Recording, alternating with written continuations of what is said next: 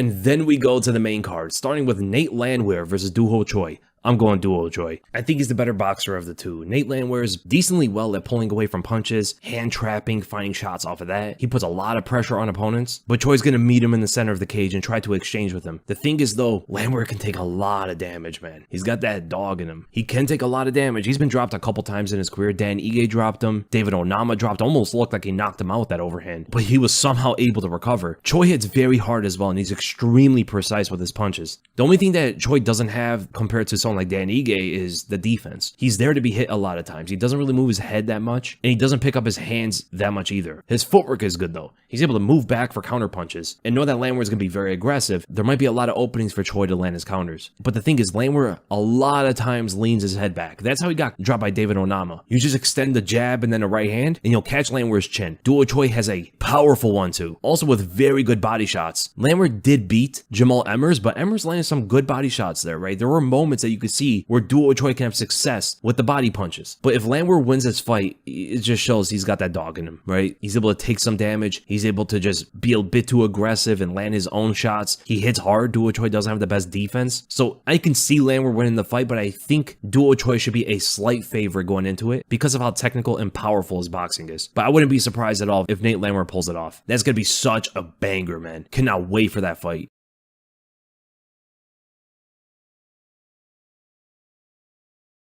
Yo, what's going on, guys? Welcome back to the channel. Today we're talking about Nate Landwehr versus Dooho Choi. Nate Landwehr, 18-5, 4-1 his last 5 fights, minus 165 favorite, 5'9" with a 72-inch reach. Fighting Dooho Choi, 15-4-1. He's 1-3-1 in his last 5 fights, plus 135 favorite, 33 years old, 5'10" with a 70-inch reach, 2-inch reach advantage for Nate the Train, with a height advantage for Dooho Choi. The thing that I am actually curious to see how this fight plays out is Nate the Train consistently is getting hit, getting hurt, almost every single fight. That's what happens. I could really see Nate the Train, like David Onama won. Only reason he didn't get finished because Onama got tired. Hurt him really bad in that first round. I can't believe that fight went to a decision, to be honest. But either way, Nate the Train, even in his Dan Ige fight, he got hurt. I mean, there's so many fights. The Jamal Emmers, I believe it was, he gets hurt. Even though Dooho Choi has been finished, has been up and down since the Cub Swanson war, he gets back on track, beats Bill Algeo, which was also a weird one because Algeo, coming off the first time he's been finished, looked like he broke something in his face more than he had been, like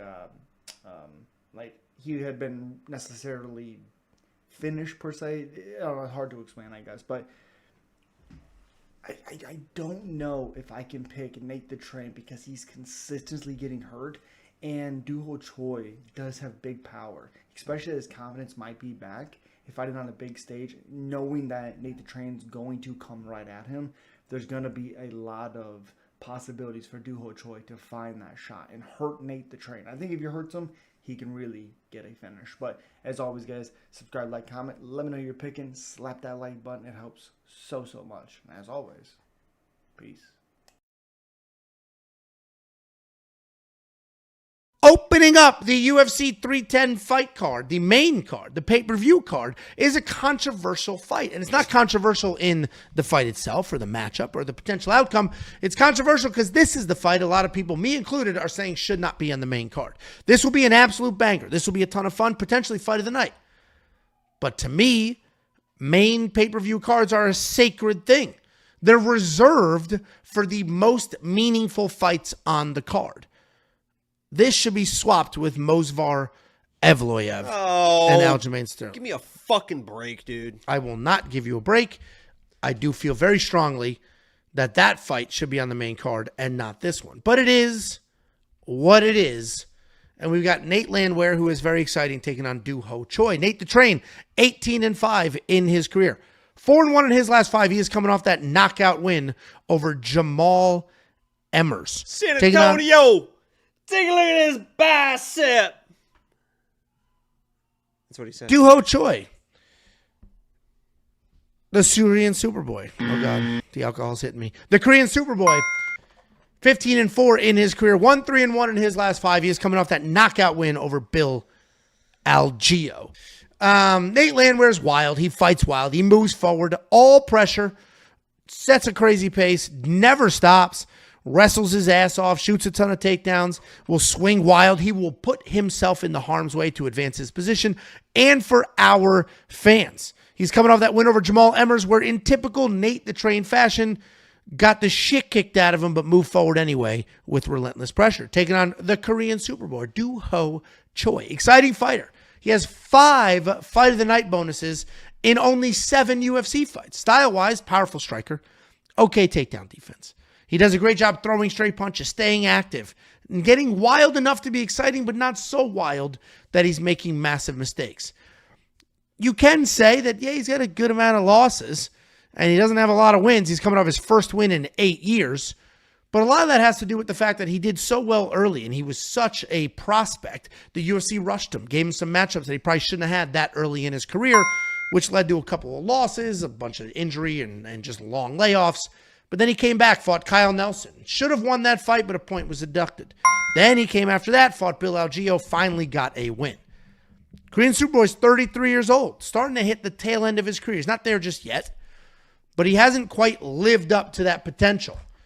So he needs to string together some wins, and this could be the beginning of that, because I am going to pick Nate Landwehr. I do think Nate Landwehr wins this fight with sheer pressure and wrestling. Dooho Choi's takedown defense is not great. So I think Nate Landwehr wins literally because of the pressure and the takedowns. But Nate Landwehr is almost knocked out in every single fight. And eventually the almost knocked out does become an actually was knocked out. And you just never know when that's going to be. Nate's the pick, but woo, child, am I a little cautious with this one. What you think, boy? Well, I think that I love Nate Landwehr, right? I mean, I was one of my most controversial lock of the weeks of all time was probably when I had Nate Landwehr against David Onama. And I said, listen, you guys don't know Nate the Train like I know Nate the Train. I know there's going to be adversity, right? I know that Onama's probably going to hurt this guy, but he's going to weather the storm, and he is going to wear that guy down, and that's exactly what happened. He almost got knocked out in the first round, came back, was dominating that fight. So I have Nate Landwehr has all the respect that I can give a fighter. I absolutely love Nate Landwehr. And what I love about him as well is that he is a fun fighter. I don't think he's going to press forward or wrestle. He's not going to fucking shoot a takedown unless he gets hurt. He is not going to shoot a takedown in fucking T-Mobile Arena. That guy's going to come forward. He's going to try to strike with Dooho Choi. And the issue I have with Nate Landwehr is what Angelo already said. He does get hurt in basically every single fight. And Dooho Choi, compared to the other people he's fought, I think has a little bit more of... What the fuck are you laughing at? This comment. How many hoes could a Dooho Choi if a Dooho could chow hoes? Okay, go ahead. Well, you made me drink. I'm 4 shots deep, so those are the consequences. Take a drink. Take a drink. No, go. Can't remember what the fuck I was saying, but Dooho Choi, I think it has a little bit more of a finishing ability. Once he stays on somebody, he just kind of, I mean, he's going to stay on Nate Landwehr and not give him a chance to recover. And what we saw from Dooho Choi in his last matchup against Algeo is all of a sudden, this guy's a wrestler. He's a fucking grappler. He was trying to get guillotines. He was trying to sweep. He was trying to get his own takedowns. All of a sudden, it's like Dooho Choi has really improved that aspect of his game. And he was trying to show it off. I mean, he attempted like 3 or 4 fucking kind of tight guillotines on a guy like Bill Algeo. And if Dooho Choi hurts Nate Landwehr, and the only time that Nate Landwehr is going to go to the wrestling, in my opinion, is if he does get a little bit hurt, he might go to the wrestling. I think he gets hurt. I think he takes a sloppy shot, and I think Dooho Choi snatches up his neck, the one he couldn't get against Bill Algeo, but against a guy like Nate Landwehr, he is so tough. It's hard to TKO these tough guys. Sometimes you got to just choke them out, and it seems like Dooho Choi has been wanting to show off that grappling. Didn't do it against Bill Algeo. I mean, he fucking found the finish anyway, but I'm taking Dooho Choi in this fight, man. And I got a flyer bet that I put on Twitter, $250 Dooho Choi by submission plus $800 to win, like $2,200 or something like that. It's a flyer. There you go. Fancy. fireworks to open it up, man. They said, we're going to get y'all excited before we throw the rest of these fights at you. The Train, Nate Landwehr fights Dooho Choi. And I messed up. I put an extra I in his name. So apologies, but that is the Korean Wonder Kid or Superboy or whatever the name is. Listen, homeboy came back as a revamped fighter, AJ. This dude has actually shown legitimate evolution in his game in a way that was surprising, because let me just pull up the numbers right here. I mean, he's not super old by any stretch of the imagination, but he's a 33 years old. You know, once you hit 30 or so, you don't really see too much evolution in these fighters. But you got the 36-year-old Nate the Train who says, hey, listen, if I don't lose, there's a pretty good chance that I win. And you got to respect that, man. So, AJ, I'm going to say something controversial, and just hear me out. I love Nate the Train. But when I was assessing film on these fighters and I watched Choi, I was like, he just looks like a supremely better fighter. Like in every aspect, skill-wise. Like I'm talking technical capacities. He just looked better everywhere. Grappling, striking, in between the mix, all the transitions. But then you have the comeback from Nate Landwehr, which says, if you do not kill me, I will be in your face for 15 minutes. So I don't care how technically good you are, you're going to get tired. Jamal Emmers, who put on a clinic on Nate Landwehr in the first round of their fight, you couldn't keep it up and you couldn't get him out of there. And because of that, he got put down himself. So with that assessment, do you agree that Choi technically is the better fighter, skill for skill, or do you think none of that matters in the octagon? It's about grit and determination. No, I agree with you, Derek. That's exactly the thought process I had, right? This is one of those fights I put a little asterisk on because I think it can go either way. I think it's very, very close, and so do the odds makers. You can see it right there. But no, Choi is the more technical fighter. I would say he is more polished. He has had a career that we've seen him grow and be able to do better. I just don't think he's able to put out Nate Landwehr. And if you don't put Landwehr to sleep, he's going to come in and kill you, right? That's what we've seen, right? You have to put an absolute domination on Nate Landwehr to be able to get him out of there. And we've seen it time and time again, besides a flying knee from, who was it, Air Jordan? Or, I forget the one where he actually, unless you starch Nate Landwehr, he's going to be there till the end of the bell, and you got to be able to do that to him. I just don't see Choi having that explosiveness, right? He's very technical. He's able to get things done. He's very smooth in there, and he's also arguably the physically stronger fighter, more well-rounded. Yeah. But I just don't think he has that clip, that pop, and able to be actually to put Nate Landwehr to sleep. Yeah, and it was Julian Arosa. That's what you were talking about. I remember because I bet on Nate Landwehr and saw him got knocked out immediately. I was like, oh my God. But look at the run that he's been on since that. He submitted Ludovic Klein. Let's not forget how well that aged, right? Beat David Onama, huge. Submitted Austin Lingo. Yeah, he got decision against 50K Ige, and then he knocked out Emmers. Like, Nate Landwehr is on a hell of a run. And it's weird because if you look at his UFC tenure, right? He's 5-3 in the UFC. Not super impressive. But like those wins are quality wins. So it makes sense for the the odds makers to say, oh yeah, hold on, let me go back to it. There we go. Nate Landwehr, right now, live odd, minus 135, favorite, plus 115 comeback for Choi. Like it makes sense to me to see that, especially when you look at Choi's last fight, and who was that against? It was Bill Algeo, right? But he put it on Bill, and he got him out of there. The fight before that, Kyle Nelson. And then before that, it was that 3-fight losing streak because, of course, the man had a big gap in his performance, right? So, again, I think that the difference in this matchup is that I don't think Choi sits there and just says, I'm going to slug it out with you. Just like in the Bill Algeo fight, I think he tries to mix it up at all levels. Take you down, get back up, land some big strikes, get into the clinch, do all the skillful things to be able to, in my opinion, plus 400 decision against Nate the Train Landwehr. I don't think he gets him out of there. I respect Nate the Train too much. I think he got to get hit with a real shot. But let's also not forget that right hand of Choi is an absolute piston. And if he lands that thing, it's going to be a problem. So I like the long play right here. I'm going to go to the over here in just a second. Give me any other argument that you have here for this matchup and for Nate the Train.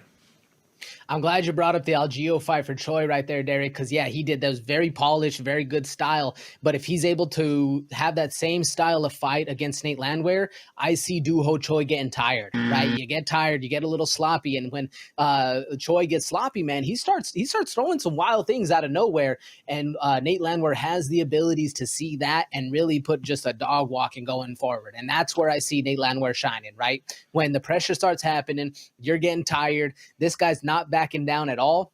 that's a hell of a mental hurdle for Dooho Choi to get going. And with the losses we've had in the past, I mean, like we said, he did come back. He has a couple good fights since. But with that in the past, there's always that thought process of, damn, like this guy can get things done in there. I like Nate the Train for just the pure domination he's going to be able to put on, for the physical style, for the just the raw nature that Nate Landwehr likes to fight. I see him going into this one. And actually, Derek, I like that plus 350 TKO coming out of him. I see the decision at plus 195 makes a lot of sense. I mean, especially if Dooho Choi gets tired, I could see Nate running away with this one, but I like that plus 350 TKO. So clearly we are at odds in this matchup, but there's one thing, AJ, that there's still hope. There's still hope that you could be on board with me on this one. Over 2.5. Plus 115, minus 145 for the under. I'm feeling good about that over at plus money, man. I'm telling you, you got two knockout fighters, two durable dudes. Choi isn't a guy that's just going to be like, hey, you think I'm just going to let you knock me out? Like, come on, Daniel Cormier? Like, no, of course not. The man has been knocked out 2 times in his entire career. And guess what? Nate Landwehr been knocked out 2 times in his entire career. Both of them got a lot of knockouts. Choi has more than Landwehr, by the way. So listen, I'm going to put on for my boy right here. I'm just kidding. These guys both respect, all love to them. But what do we think about that play? Over or under? I like the over with you, Derek. I mean, as much as I'm going for the knockout, I could see a late knockout happening right here. But that over 2.5, like I said before, the data's tracking where overs hit more often than not. And especially at plus money, plus 125, like I like that all day long. Plus 115, but yes, absolutely, brother.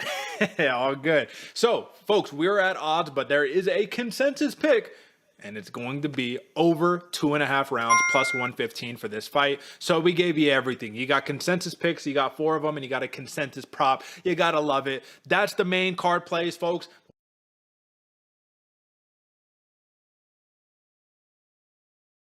Nathan Train in the UFC. I'm the roughest, toughest, buckest mother what? And I can fight pretty damn good too, baby. Nate the Train Landwehr versus Dooho Choi opens up the main card of UFC 310 this weekend. This is going to be a really fun fight, I think. Both these guys are really exciting strikers. Nate Landwehr, gritty guy, loves to mix it up, make the fights super exciting. Shoot takedowns, will throw hands, throws a lot of head kicks. Dooho Choi, tons of power in his hands, crazy left hook, throws great leg kicks as well, as we saw in his last fight against Kyle Nelson. Nate Landwehr, 36 years old. He's just taken a lot of damage in his fights, and I think at some point in an MMA fighter's career, that's going to catch up to him. I just think that's going to be probably this fight against Dooho Choi. I think Dooho Choi is he's going to be putting a lot of damage and a lot of output out there on Nate Landwehr. Nate Landwehr, he's easy to hit. Like I said, he takes a lot of damage. I look at his UFC stats. He's almost at like 6 significant strikes absorbed per minute. I think he's used to relying on his chin and his durability to grit through these fights and kind of outlast the other guy. He'll take one to dish one out, and it usually ends up in his favor where he's able to kind of overwhelm the other person. I just think Dooho Choi is going to be too powerful. He's going to be putting out too much offense to where Nate Landwehr is not going to really be able to sustain that style any longer. He's had a long career in Russia, now in the UFC, obviously. Been knocked down a lot of times, finished a few times, knocked out by Herbert Burns, knocked out by Julian Erosa, hurt in his fight against David Onama, hurt really badly in his fight 2 fights ago against Dan Ige. You just can't be banking on your chin to hold up in a fight against Dooho Choi. It's not a sound game plan. You really got to be defensively responsible against this guy on the feet, and I just don't think Nate Landwehr has that in him to fight that type of defensively sound style of fight that you need to have against a guy like this. I think Dooho Choi is going to chop up his legs. He was throwing great leg kicks against Kyle Nelson 2 fights ago. I just think he's going to be eating those up, hindering the movement of Nate Landwehr to where he can't really put out that forward pressure, aggressive style that he's normally used to doing. And I think that it's going to open up the strikes for Dooho Choi on the feet. Nate Landwehr is going to be more of a stationary target, not going to be moving as well. I think Dooho Choi is going to start lining him up on the feet. Dooho Choi just came off of a finish of Bill Algeo. Bill Algeo's no slouch. That guy, he's got a lot of fights in the UFC. He's beat a lot of good opponents. Very tough dude. Dooho Choi was able to defend his takedowns, keep it on the feet, ended up landing, I think it was a left hook that I'm assuming broke Bill Algio's orbital bone. As soon as he took that punch, he just hit the ground, crumpled. You see that a lot of guys, you see that in guys a lot when their eye sockets get cracked. So Dooho Choi looked great in that fight. The fight before that against Kyle Nelson, I think he won that fight. Had a point taken from him in the 3rd round for an illegal headbutt on the ground, which is just absolutely ridiculous. It was accidental, didn't do any damage. The ref took a point from him. There was less than a minute left in the fight. Ended up being a draw. So I would consider Dooho Choi coming off a two-fight win streak. Just recently fought in July. So getting back in there, staying active. He was out for a couple of years, for 2 years, due to his mandatory military service in the South Korean Army. But was also plagued with consistent injuries, back injuries, things like that around that time frame too. So burst onto the scene in 2016, had 3 first-round finishes. After that, he went on kind of a skid, but it was against really good opponents like Cub Swanson, Fight of the Year. I think it might even be in the UFC's Hall of Fame for, best fights ever. After that, it was Jeremy Stevens and then Charles Jourdain. And Charles Jourdain, he's probably one of my favorite fighters in that weight class. Very exciting, very well-rounded. So no shame in those losses by Dooho Choi. He's 33. Like I said, coming off of 2 wins. He's been looking great. He's in his prime still. Nate Landwehr, I think he's at that point in his career where we just start to see the trajectory go down. He just doesn't have the fighting style that's conducive to a long career, especially at the age of 36. So Dooho Choi is going to eat up the legs of Nate Landwehr, which is going to open up his strikes on the feet. Nate Landwehr, he's going to try and make it dirty, but I expect Dooho Choi to kind of keep his distance, manage his distance on the feet, land the crispier strikes. Nate Landwehr tries to shoot in, tries to, do any type of grappling. I can see Dooho Choi defending those takedowns just by what I've seen in his last 2 fights. Even if he does get taken down, he usually pops back up pretty well. What he needs to not do is to try and pull guillotines like he did against Bill Algio. He can't do that. I don't think he'll be able to finish Nate Landwehr, and if he can't be giving up positions like that against somebody like Nate Landwehr. Nate Landwehr, he'll capitalize on those positions on the ground. He'll tire you out. He'll beat you up. So Dooho Choi needs to do everything that he can to keep it standing on the feet. And if he does that, I think he wins this fight by decision. But I wouldn't be surprised to see him spark Nate Landwehr with one of his crispy strikes, left hook, right cross. So gonna go with Dooho Choi in this one by decision or knockout. Thanks, guys.